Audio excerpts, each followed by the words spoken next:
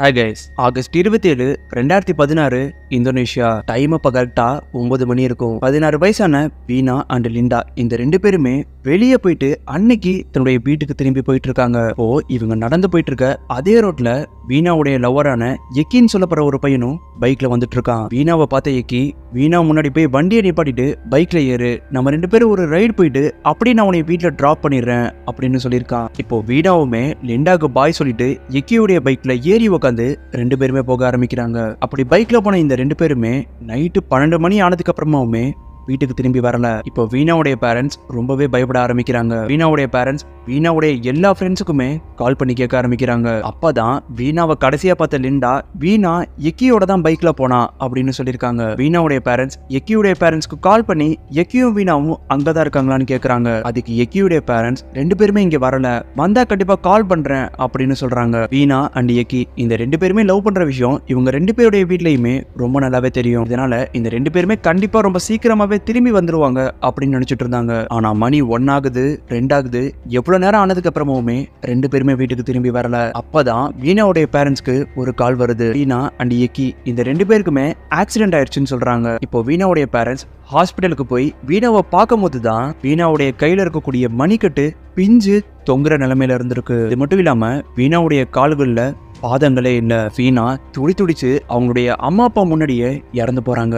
எக்கி எங்கன்னு பார்க்கும்போது தான் எக்கி ஆக்சிடென்ட் ஆன அதே இடத்துலயே இறந்து போயிட்டாங்கன்ற விஷயம் தெரிய வருது. இதுக்கப்புறமா நடந்த சில விஷயங்களை வச்சுதான் வீணாவுடைய பேரண்ட்ஸ் இது கண்டிப்பா ஒரு ஆக்சிடென்டா இருக்கிறதுக்கு வாய்ப்பு இல்லைன்னு சொல்றாங்க. சில நாட்கள் கழிச்சு வீணாவுடைய பேரண்ட்ஸ்க்கு உண்மையா வீணாக்கு என்ன நடந்துச்சுன்ற விஷயம் ஒரு நபரால தெரிய வந்துச்சு. அந்த நபர் வேற யாரும் இல்ல, வீணா தான். நம்ம எப்பயுமே பார்க்குற மாதிரியான ஒரு நார்மலான கேஸ் இது கிடையாது. இந்த பொண்ணுக்கு என்ன நடந்துச்சுன்ற இந்த ஒரு ரியல் இன்சிடென்ட்டை பேஸ் பண்ணி இந்த வருஷம் மே மாசத்துல வீணா பிஃபோர் 7 டேஸ்ன்ற ஒரு மூவியும் ரிலீஸ் ஆயிருக்கு. இந்த படம் ரிலீஸ் ஆனதுக்கு அப்புறமா தான் உண்மையாவே வீணாக்கு என்ன நடந்துச்சுன்னு பல பேருக்கு தெரிய வந்துச்சு. அப்படி உண்மையாவே அன்னைக்கு நைட் வீணாக்கு என்னாச்சு, வீணாக்கு நடந்த அந்த ஒரு கொடூரமான இன்சிடென்ட்டை பத்தி தான் இந்த வீடியோல டீட்டெயில்டா பார்க்க போறோம்.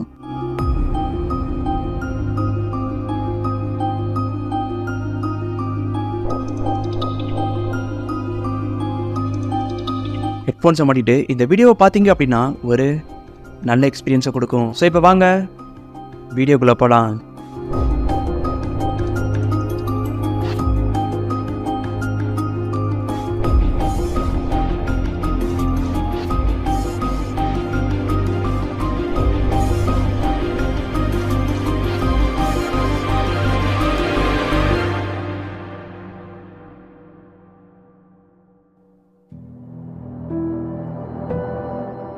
நம்ம சேனல்ல இதுக்கு முன்னாடி நிறைய சால்வ்டு அண்ட் அன்சால்வ்டு கேசஸை பத்தி பல வீடியோ போட்டிருக்கோம். ஸோ டைம் இருந்துச்சுன்னா மறக்காம செக் பண்ணி பாருங்க.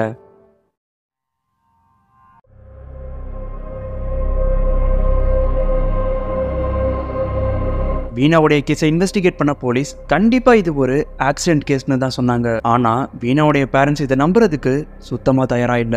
ஏன்னா பைக்ல பின்னாடி உட்காந்துட்டு வந்த வீணாக்கு மணிக்கட்லையும் காலுடைய பாதங்கள்ல மட்டும்தான் அதிகமான அடிகள் இருந்திருக்கு. பைக்கை ஓட்டிட்டு வந்த எக்கியுடைய தலையில மட்டும்தான் அதிகமான அடிகள் இருந்திருக்கு. இப்போ இவங்களுக்கு இந்த மாதிரியான அடிகள் விழுந்திருக்கு அப்படின்னா ஓட்டிட்டு போன அந்த பைக் எந்த நிலைமையில இருந்திருக்கணும். ஆனா ஓட்டிட்டு போன அந்த பைக்குக்கு ஒரு சில ஸ்கிராச்சஸ் மட்டும்தான் இருக்கு, பெருசா எந்த ஒரு அடியுமே அந்த பைக்ல இல்ல. இப்போ இந்த விஷயங்கள் எல்லாமே வீணாவுடைய பேரண்ட்ஸ்க்கு லாஜிக்கா இருந்தாலுமே இது ஆக்சிடென்ட் இல்லைன்னு ப்ரூவ் பண்றதுக்கு வீணாவுடைய பேரண்ட்ஸ் கிட்ட எந்த ஒரு எவிடன்ஸுமே இல்ல.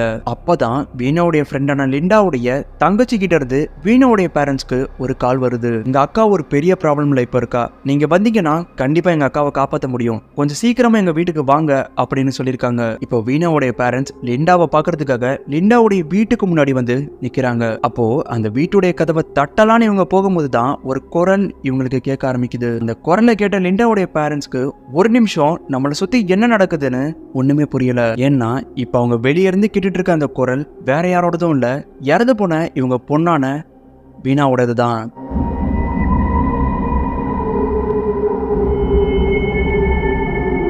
வீணாவுடைய பேரண்ட்ஸ் வீணாவுடைய பேரை சொன்னபடியே கத்திக்கிட்டே லிண்டாவுடைய வீட்டுக்குள்ள போறாங்க. இவங்க உள்ள போனதுக்கு அப்புறமா லிண்டா அப்பான்னு சொன்னபடி வீணாவுடைய அப்பாவை கட்டி பிடிச்சுக்கிறாங்க. அப்பதான் இவங்களுக்கு தெரிய வருது, இப்ப நம்ம முன்னாடி நின்றுட்டு இருக்கிறது லிண்டா கிடையாது, வீணா தான். நீங்க நினைக்கிறது கரெக்ட் தான், லிண்டாவுடைய உடம்புக்குள்ள இப்போ வீணாவுடைய ஆன்மா இருக்கு.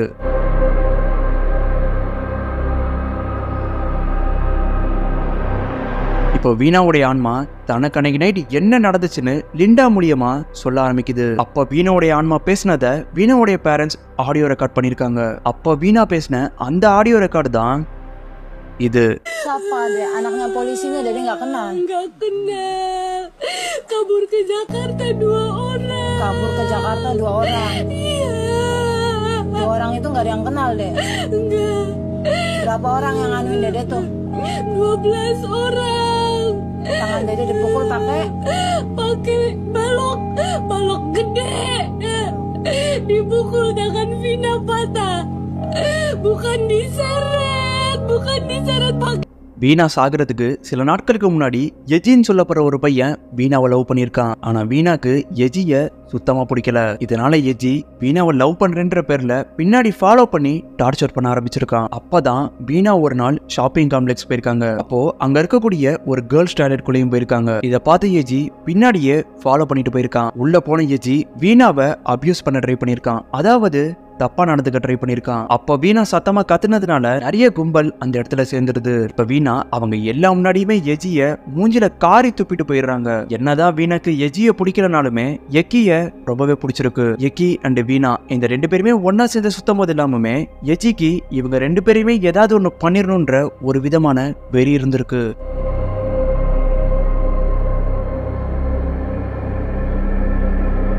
படத்துல பாக்குற மாதிரி எப்படி ஒரே காலேஜ்ல 2 கேங்ஸ் இருக்குமோ அதே மாதிரி இந்த காலேஜ்லயும் இருந்திருக்கு. ஒன்னு எக்கி கேங், இன்னொன்னு மூன் ரேக்கர்ஸ் கேங். இந்த 2 கேங்குக்குமே சுத்தமாகாது. எப்பெல்லாம் இவங்க நேர்ல பாத்துக்கிறாங்களோ அப்ப எல்லா நேரமுமே இவங்களுக்கு நடுவுல கேங் வார்ஸ் இருந்திருக்கு. இப்படி இருக்கும்போது தான் இந்த எஜி அந்த மூன் ரேக்கர்ஸ் கேங் கிட்ட போய் சேர்ந்துக்கிறான். இந்த மூன் ரேக்கர்ஸ் கேங் ஒரு பைக்கர்ஸ் கேங். இப்போதான் நான் இன்ட்ரோல சொன்னபடியே எக்கி அண்ட் வீணா இந்த 2 பேருமே ஆகஸ்ட் 27ஆம் தேதி பைக்ல போயிட்டு இருக்காங்க. அப்பதான் அந்த மூன் ரேக்கர்ஸ் கேங்ல இருக்கக்கூடிய ஒருத்தன் மத்த கேங் மெம்பர்ஸ் எல்லாருக்குமே இந்த 2 பேருமே பைக்ல வந்துட்டு இருக்கிறத இன்ஃபார்ம் பண்ணிடுறான். இப்போ அந்த மூன் ரேக்கர்ஸ் கேங்ல இருக்கக்கூடிய 11 பேருமே பாருக்கு போய் குடிச்சிட்டு கண்ணாடி பாட்டில் அண்ட் கல்லு இதை எல்லாத்தையுமே தன்னுடைய கையில வச்சுக்கிட்டு எக்கி அண்ட் வீணா இவங்க 2 பேருமே கிராஸ் பண்ணி போற அந்த ரோட்ல வெயிட் பண்ணிட்டு இருக்காங்க.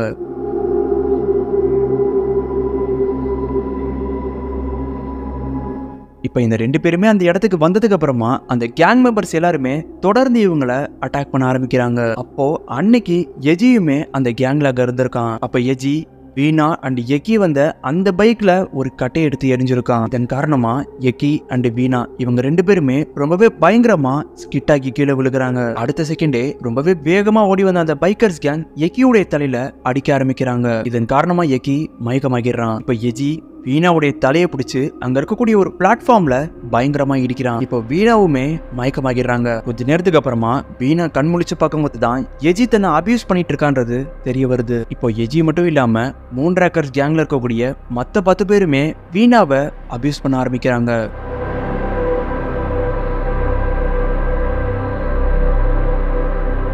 இது மட்டும் இல்லாம வீணாவுடைய கைய நீட்டி பிடிச்சபடி ஒரு கட்டையை வச்சு தொடர்ந்து அடிக்க ஆரம்பிச்சிருக்கான். அப்போ அவன் அடிச்ச அடியில வீணாவுடைய மணிக்கட்டை பிஞ்சு தொங்குற நிலைமையில இருந்திருக்கு. இது மட்டும் இல்லாம அந்த பைக்கர்ஸ் கேங்க பார்த்தபடி எஜி தலையாட்டி ஒரு சிக்னல் கொடுக்குறான். இப்போ அந்த பைக்கர்ஸ் கேங் எல்லாருமே தன்னுடைய பைக்கை வச்சு வீணாவுடைய பாதத்திலேயே ஏத்த ஆரம்பிச்சிருக்காங்க. இதன் காரணமா வீணாவுடைய காலில் இருக்கக்கூடிய பாதங்களுமே பிஞ்சு தொங்கிருக்கு.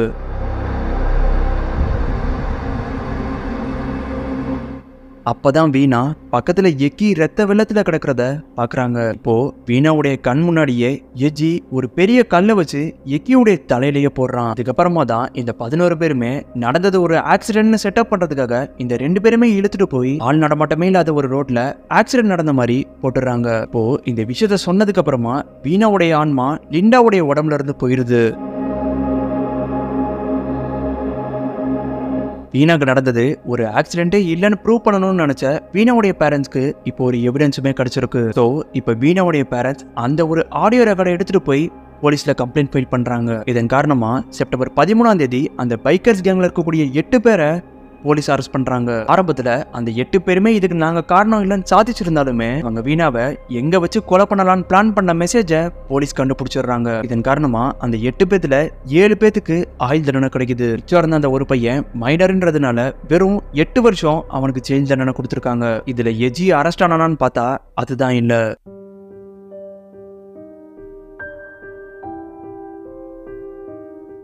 கொலை பண்ண அந்த 11 பேர்ல 8 பேரை தான் போலீஸ் அரெஸ்ட் பண்ணாங்க. மிச்சம் இருந்த அந்த 3 பேரை போலீஸ் அரெஸ்ட் பண்ணவே இல்லை. இப்போ இந்த கேஸ் கொஞ்சம் கொஞ்சமா கோல்டு கேஸா மாற ஆரம்பிக்குது. அப்பதான் இந்த வருஷம் மே மாசத்துல வீணாக்கு நடந்த இந்த ஒரு ரியல் இன்சிடென்ட்டை பேஸ் பண்ணி வீணா பிஃபோர் 7 டேஸ்ன்ற ஒரு படம் ரிலீஸ் ஆச்சு. இந்த படத்தை ரிலீஸ் பண்றதுக்கு முன்னாடி வீணாவுடைய ஃபேமிலிக்கு நிறைய பெரிய ஆட்கள் கிட்ட இருந்து பல பிரஷர் வர ஆரம்பிச்சிருக்கு. ஆனா பல தடைகளை தாண்டி இப்போ இந்த படம் ரொம்பவே பிளாக் பஸ்டரா இந்தோனேஷியால ஓடிட்டு இருக்கு. இந்த படத்தை பார்த்ததுக்கு அப்புறமா தான் இப்படி ஒரு விஷயம் நடந்திருக்கு.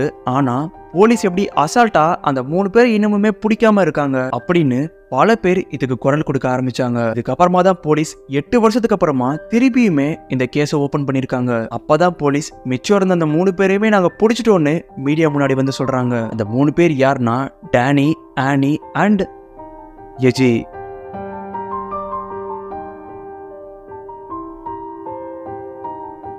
இதுல இன்னொரு முக்கியமா பேசப்பட்ட விஷயம் என்னன்னா, எஜி ஏன் 8 வருஷமா போலீஸ் கிட்ட மாட்டல அப்படின்னா, வீணா அண்ட் எக்கிய கொலை பண்ண இந்த எஜி ஒரு பெரிய போலீஸ் ஆபீசருடைய பையன். அதனாலதான் 8 வருஷமா இவன் போலீஸ் கிட்டே மாட்டலன்ற விஷயம் ரொம்பவே பாப்புலரா பேசப்பட்டுச்சு. எஜி அரெஸ்ட் பண்ணதுக்கு அப்புறமா எஜி போலீஸ் கிட்ட என்ன சொல்லியிருக்கான்னா, யாரோ ஒருத்தன் கொலை பண்ணதுக்கு இப்ப நான் ஜெயில தண்டனை அனுபவிக்கிறேன், இந்த கொலைய கண்டிப்பா நான் பண்ணவே இல்லை, சத்தியமா சொல்றேன் அப்படின்னு சொல்லியிருக்காங்க. இப்போ எஜி போலீஸ் கிட்ட இருக்கானா இல்லனா வெளியே சுத்திட்டு இருக்கானான்னு தெரியல. இந்த கேஸ் இன்னும் ஒரு முடிவுக்கு வரல, இன்னுமுமே நடந்துட்டு தான் இருக்கு.